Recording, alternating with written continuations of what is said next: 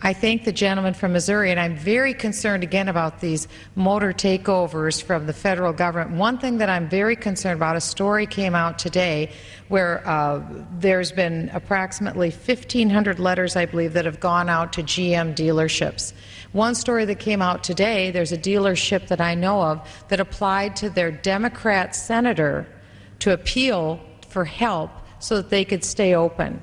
That senator was able to arrange a meeting between the dealer and the officials at GM. We all know GM is now Government Motors because it's owned by the American people. It's been nationalized. There's no private corporation the way we used to think of GM. Now the main stockholder is the American government. So this Democrat senator who was applied to for help was able to secure a meeting with General Motors and the car dealership, and they were able to get their dealership back. Well, that's great. That's wonderful. There's also another article I saw today where a constituent had contacted one of the representatives, a Democrat representative here in this chamber, Representative Barney Frank. Barney Frank was able to go and talk to the right people and get this dealership back open. Is that what we have come to in this country? That rather than a private business with a private contract with another private corporation, they're no longer able to work out their agreements because, as columnist Michele Bachmann has called, he said, now we've moved into the realm of gangster government. We have gangster government when the federal government has set up a new cartel, and private businesses now have to go begging with their hand out to their local, hopefully well politically connected congressman or their senator so they can buy a peace offering for that local business. Is that the kind of country we're going to have in the future? When I was on the phone today for over an hour with one of my local dealers, the very first thing out of her mouth was this.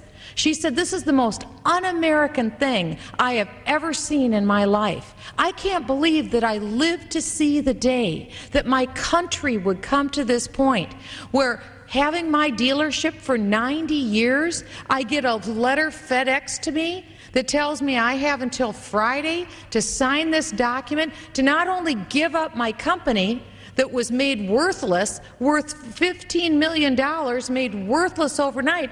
Now GM is demanding that she hand over her customer list, her service customer list to GM. Why? GM most likely will use those customer lists. They'll give it to her former competitors. What is she getting for this?